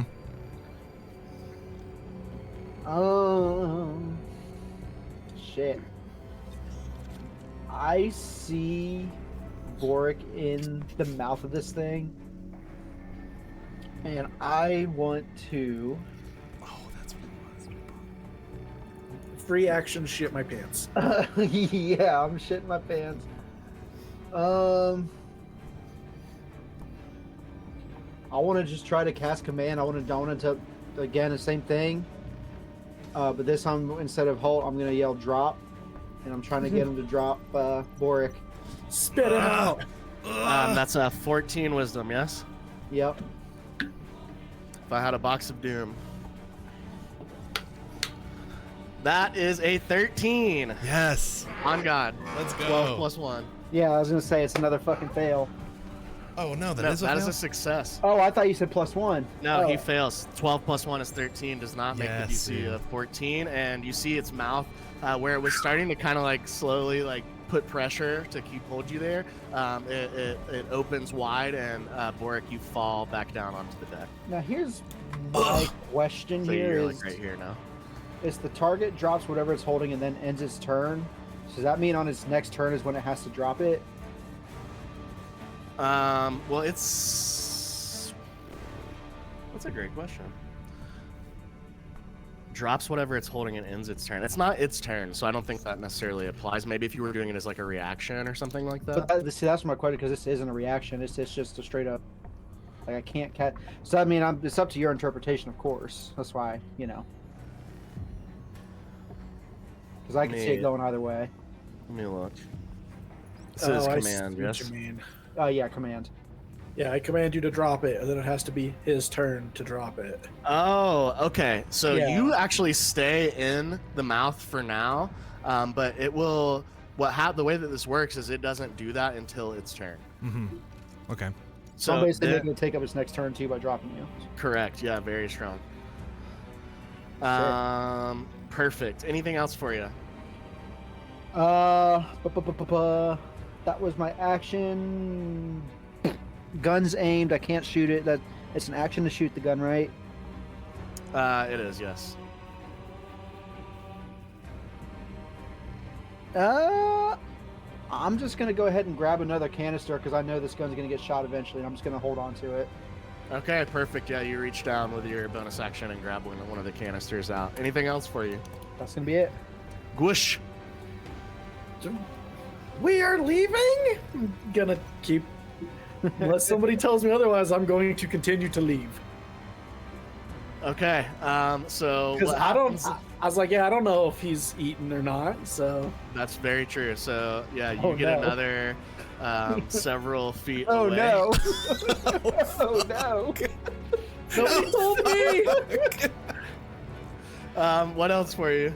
Then I would like to... Now, this was the plan either way, but then I would like to use my bonus action to dash and try to leave the helm and, like, try to get back to the gun. No. Perfect. What's your movement speed on the dash? It should be 60 total. 5, 10, And then I do 15, have a 20, climbing speed if 30, it makes any 35, 40. difference. What's your but climbing speed? 30, same as my walking. That's your same as your movement?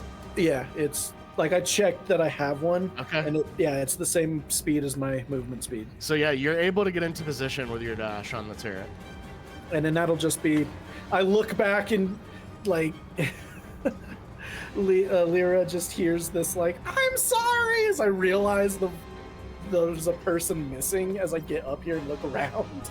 You actually can't see them from can where I you're not even standing see? because they are at a lower elevation than the top deck. That's part of the middle kind of then- deck where the real cargo hold is. And So it's nope, kind you of don't jets even out. get So you're that. just seeing the top of the rear of the like ship railing. And then like this thing's Um, head, like, or just like, top part I'll of say it. you can see like if make a perception check. Fuck it. Okay, I'll give it a Ugh! I got an 18. With an 18, you can see and hear a screaming GIF being not carried away, but Left. slightly behind, in the mouth of this void scaver. That's my turn. Okay, Borrik, here's the way what's going on. You are inside of the mouth of this void scaver. You can see the ship pulling away from you. You would know in the Astral Sea, you don't have to have a spelljammer helm to move yourself. You just have to think about where you want to go. However, you are kind of clamped down in this, so I would say it would take a strength check to see if you can actually break out of the mouth to move yourself. Or you did hear, though, what's coming. You heard Lyria cast the release command. So you could attack from the inside of this creature with one of your other weapons, or you can try and make a strength check to get the fuck out right now. I think what I want to do is I'd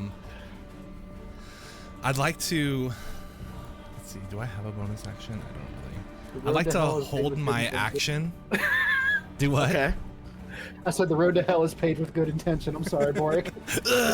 I want to hold my action to cast first level Thunder Wave for when it drops me. Okay. And I'm kind of hoping for something, but it's cool if not.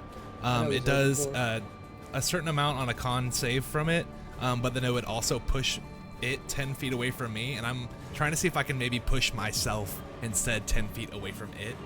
I'll allow it for If sure. Okay, cool. For sure. But yeah, I'll do that on my turn, or on its. Well, this is all going to happen right now because the scaver is right after you. So Okay, go, cool. As the void scaver's turn begins, it's like seems super frustrated, but nevertheless releases you. You're not like outside of the mouth, but you are floating in free space within its maw. And I kind of whip around my bionic arm, and like this like little like energy pool like kind of starts to open up and like rotate, and it just releases a thunder wave out of it. Yeah, perfect. You see this So crazy sick. electrical energy. What is my save? So it's a Constitution 15. Okay. on, baby. I will need to roll a 9 or lower on this for this to succeed. Oh my god.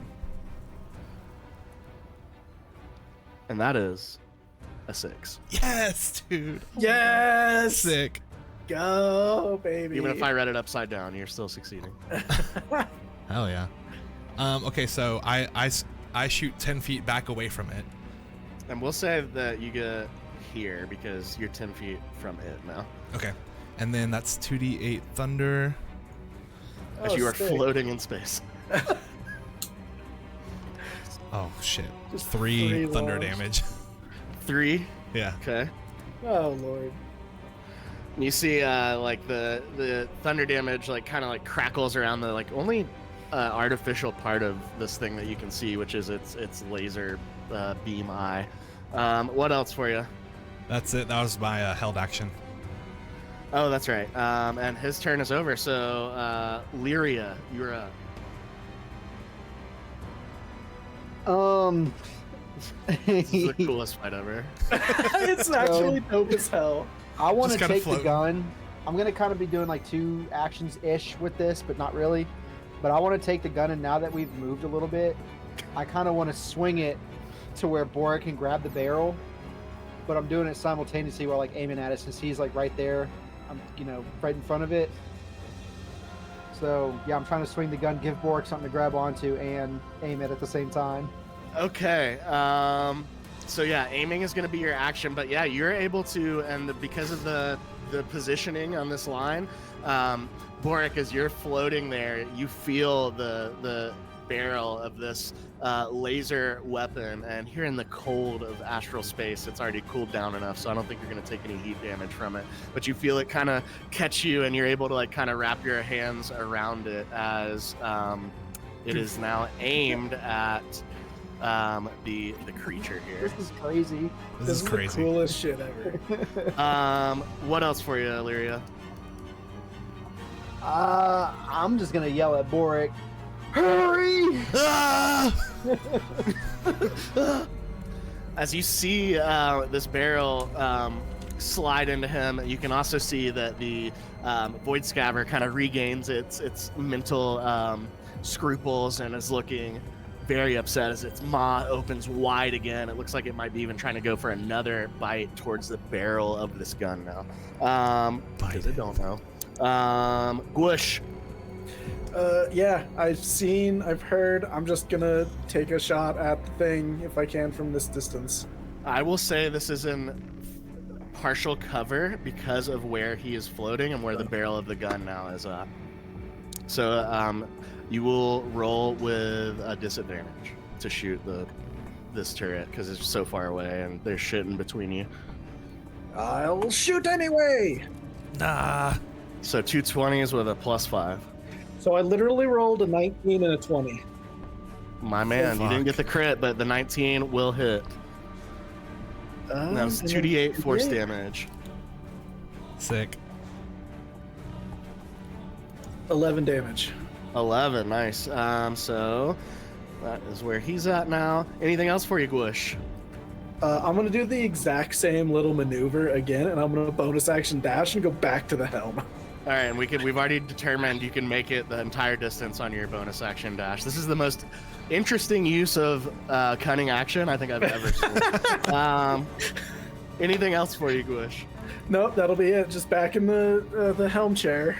Alrighty, Borrik, as you are holding on to the end of this turret, floating through space with this Void Scabber's open maw on the other side of you, what would you like to do? I'm gonna like just holding on with my bionic arm, just kind of pull myself and like with my mind like propel myself towards the seat of the gun if I can get there. Okay. And then I'm gonna just like I'm just gonna fire it straight say, into the it's- mouth of this thing. Hopefully. It's aimed, loaded, ready to go for you, baby.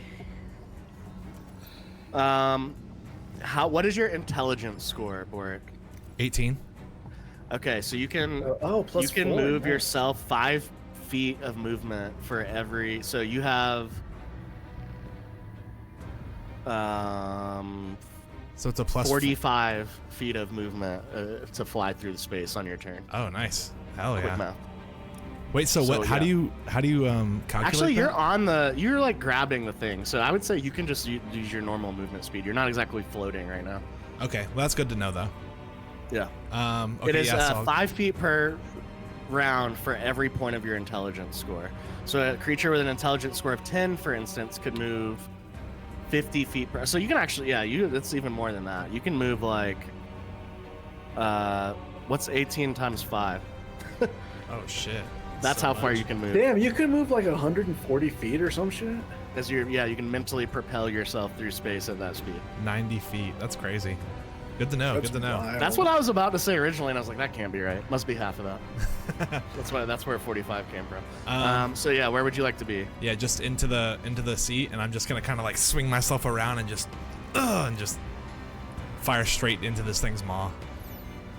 Okay, perfect. And yeah, they aimed it for you. So yeah, let's go ahead and roll a d20 with a +5 to hit. And bless is still there, For an Has hour, been- as far as I know. It's yeah. 1 minute. dude. I can't roll good on D&D Beyond. I think. Period. It doesn't seem to like you a lot, no. It really doesn't. So that's a 8 plus a D4, which won't even do it. 9 to hit. 9 unfortunately misses as the shot goes underneath it. It pulls, kind of lifts up just a little bit as you fire, and the shot goes underneath. What else for you? That's movement, and I think I say once you're back on the ship, like your astral movement is gone. But That's only if you're like free floating. Yeah, that's it. I have the other cartridge. All right, that Can is I gonna just grab the other cartridge from. Yeah, absolutely. So just you grab have it in your hand, which will again allow you to reload as a bonus action. Okay, cool. Cool. We're gonna see if our Void Scaver has his laser back. Oh no. That is a success. Oh no! It is going to. What would it do here? I think it's gonna aim for the turret itself. Try and disable your weapon here. Let's see. It is going to be. What did I tell you guys what the AC of the ship was? I don't 18? think so. No. Or maybe not. No. I thought it was 18. I kept waiting to see how much HP it had. I wasn't sure if you were going to tell us or not. So It we have has 200. about 200. Yeah. So we're at 186, I believe, right now, because we took 14. I thought you said 18, but I could have been looking at something else. That sounds right to me. Lyria, the shot went wide. You are up. Oh, thank God the shot went wide. I'm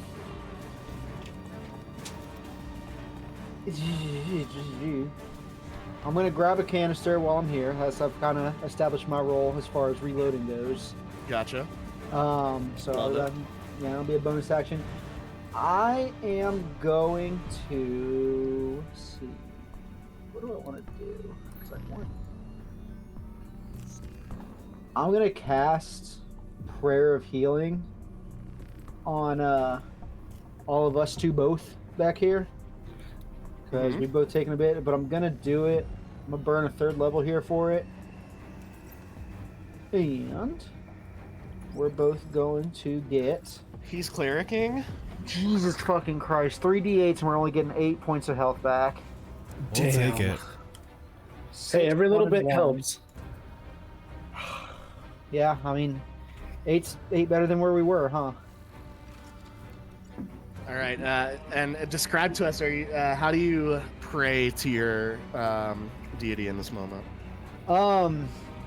You kind of see me, like, I reach up the staff and, like, kind of hover my hand around the planet at the end of it, and you just hear me say, Paylor, we need your help, please. And then as I release back, as I pull my hand back, you're gonna kind of see like some magic channeling into my hand, and I'm just gonna release up, and it's gonna spread out, emanate out. You'd imagine if there's more people in the room, it'd probably be affecting them, but since it's just us two, you're gonna kind of see 2 beams of light just kind of come down, cover us, and then it's gone. Perfect. As you release your hand from around the area, the planet top staff that you wield, 2 holy beams of light surround you and Borrik, regaining 8 health points. Anything else for you? That's gonna be it. Gwush, you are manning the spelljammer helm at the moment. What would you like to do? Yeah, well, we're still leaving, and I just keep shouting that, like, psychically out, just in case anybody can't hear me. Or I don't know. I need to find a range on that. I just haven't found one yet. Still, I'm assuming 120 is probably just within, but I could cast message to you barely. I'm 120 there, so cool. We'll say that, and then yeah, I'm just gonna use my action to continue to move away from the void shark. With that being said, can we hear him back there? Is he just shouting? No.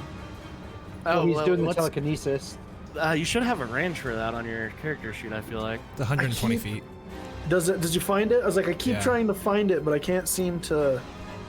You can just hear him. Yeah, it's a little quiet, but. And you're I at the can't end of his respond to range. you, right? It's you have to be able to hear me. Unless I message, of course. It's a link, so we can talk to him. Oh, it is a link? Living creature is 120 feet of yourself. Oh, yeah, or mentally breaks contact. All right, cool, yeah. All right, well, at this point, I'm going to say, well, I guess it's not my turn. I'm not going to say anything, so. All right, anything else, Gwush? No, in this case, I will just, like, stay here and continue to try to flee from the shark until someone tells me otherwise. All right, Borrik, you see some distance being created here. You guys are not out of the woods yet. What would you like to do? I am going to, to hell with this thing, and take out my my blaster here, and I'm gonna start blasting. I'm gonna start blasting. It's a range of 80. Are we within 80 feet actually? Just. Oh. Cool. Let me check to see if I have any. I think I have a upgrade here. Yeah, it's blaster. Sorry, infusions, repeating shot. This weapon, this one. Okay, so okay, cool. All right, so taking the shot. That is that plus a D4.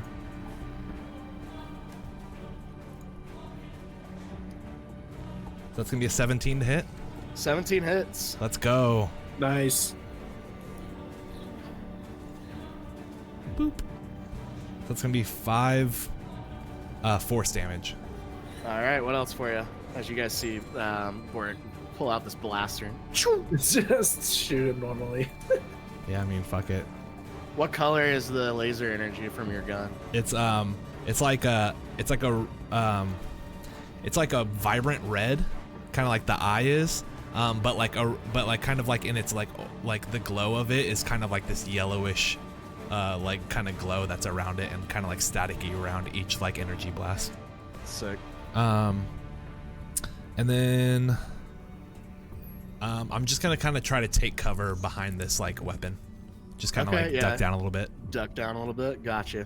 That is going to bring up the Void Scaver. It is going to move its. Oh, it's going to move its movement here.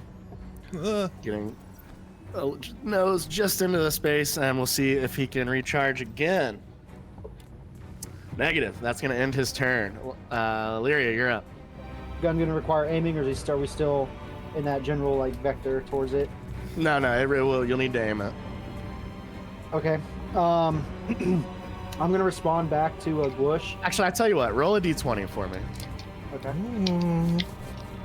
I always like rolling for things. A 10 again. a 10 is was going to be my DC to see if it was still aimed in the correct direction. So I will say it is. Oh, nice. All right. I'm gonna take, since I already had the shell prepared. Can I bonus action reload it? Yes. Let's go. I'm gonna bonus action reload it, and I've watched Borrik fire this thing twice, and I'm just gonna slam my fist down on the button he pressed to fire. All right, yeah. As you guys begin to hear that back turret like start to charge up, yet again, go ahead and roll your d20 and add 5 to it. Add 5, okay. And a D4 for plus. Oh yeah, plus a D4. 15 plus 16. All right, so that is gonna hit. Go ahead and roll damage. What is Here we my go. damage roll? Because I haven't fired this cannon yet. It's gonna be 4d8. Oh, Damn. Big boy. Blast plus him. anything? Nope. Jesus Christ, my rolls are just ass. What do you 58. mean? 9. 9 points of damage. It's got another chunk of its flesh now removed, and you can see because it is the Astral Sea. You see, it's just like it almost looks like smoke coming out of the hole that you created with this laser weapon, and it's like a thick smoke that looks like almost like ichor, and the damage from the laser burning it combined, it kind of drifting behind it and above it and into the Astral Sea. Anything else for you? Yeah, I'm just gonna take my movement and run back towards the cartridges, because as far as I know, Borik's resigned firing this cannon. Perfect. What was the damage on that one more time? 9. Okay. It's starting to look on the rough side. Let's go. Gwush, Gwush. I'm gonna do my Gwush. tried and true and move the ship, and then use my bonus cunning action to run back to the gun. All right, so it's back here now. It's trailing behind you guys with a little. It almost looks like a shark in water, right? Its kind of body is undulating as it flies through the space, and you'll get back in front of the turret. Anything else? Nope. I just assume there's just like this, like up and down over and over again. All right, Borrik, back on solid ground. The gun is no longer aimed or reloaded at the moment. Okay, I think I'm going to... hold on, I had it pulled up before things happened.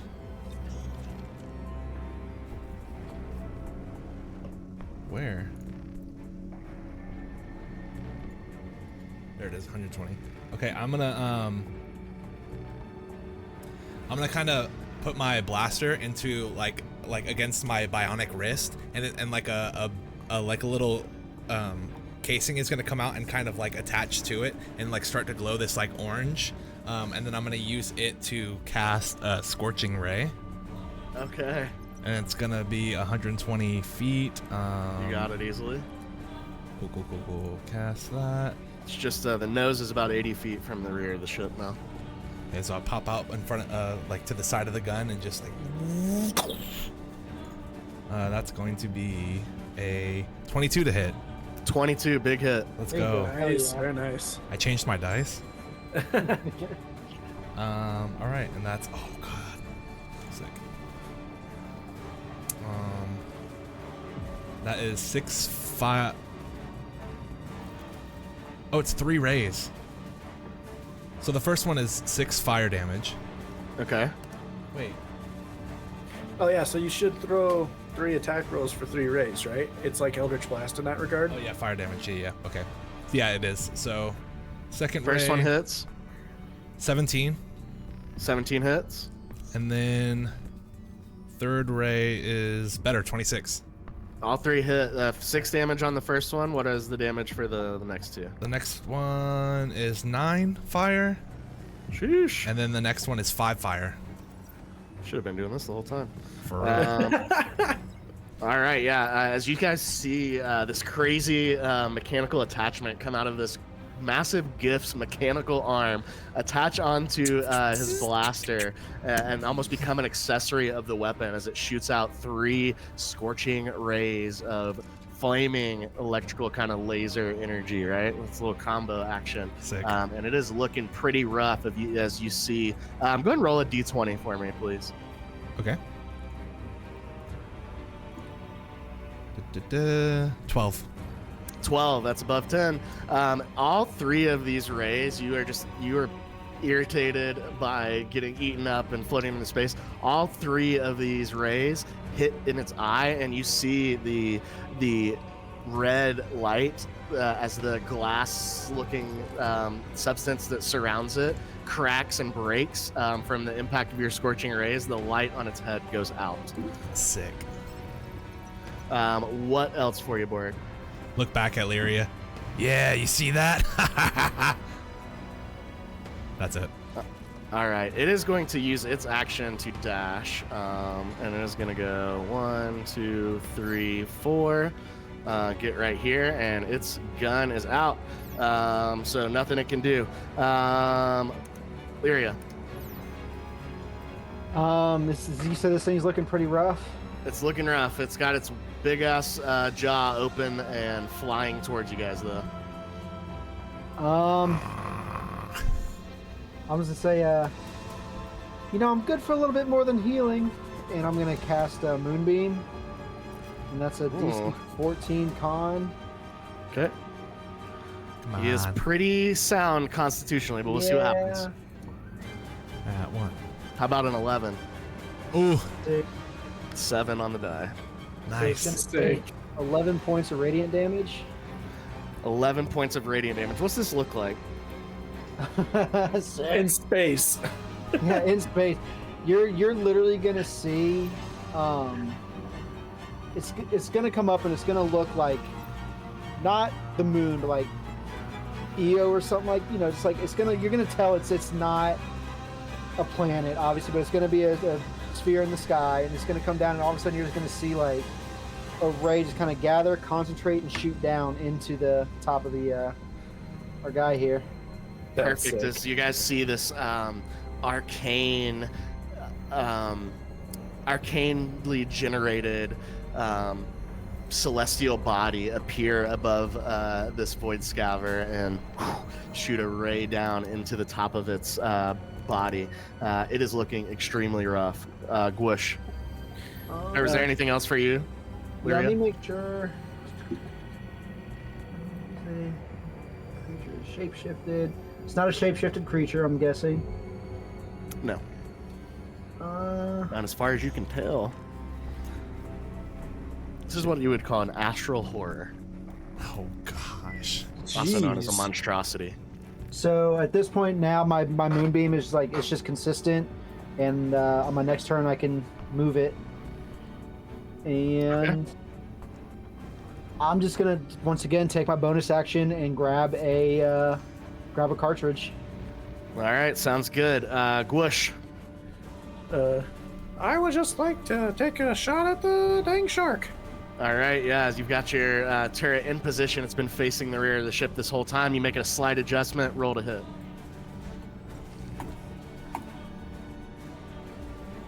Big hits, big hits.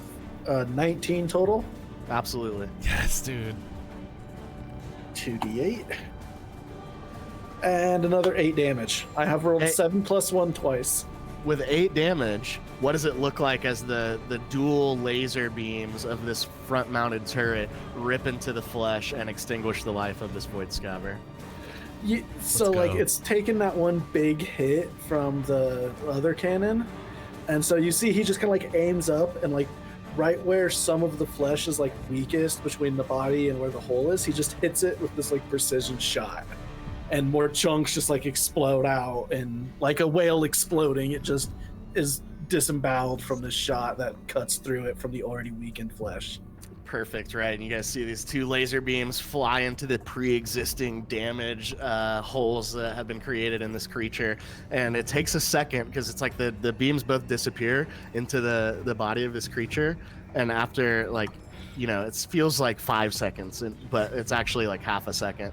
You see this creature just kind of burst in the middle from within, scattering more of that smoky ichor into the Astral Sea as this combat comes to an end. Ugh. The attachment Good kind of job, comes team. off of my weapon, and I just holster Blastonet, my little baby. And the silence of the void of space returns.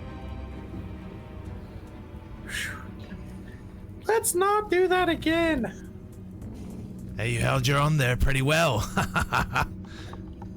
I know what I'm doing. This isn't my first time around.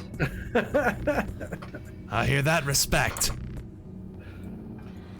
Just kind of take a second to load another canister into the weapon, just so it's already preloaded. Good call, good call. So smart. We get back inside. As you guys head back into the ship to resume your positions, possibly looking to take a short or even long rest or continue along the path that you are on, the Runewing damselfly ship coming back under your control, cruising further off into space towards your destination through the Astral Sea. We will pick up there next time. Nice. Hey, GG. Dude, so sick. This was such a good encounter, though. What the Yeah. That hell? was a lot I of love fun. that. That was a lot of fun. There was a lot of cool elements that I've never done before. Alrighty, that's going to do it for tonight's episode of Celestial Frontiers. Thank you so much for watching. We super appreciate it. One more reminder, we're at Side21 TV on Instagram, TikTok, and Blue Sky. So go ahead and catch up with us on social media, join up on our Discord server, and we will see you next time at Side21. Have a great night.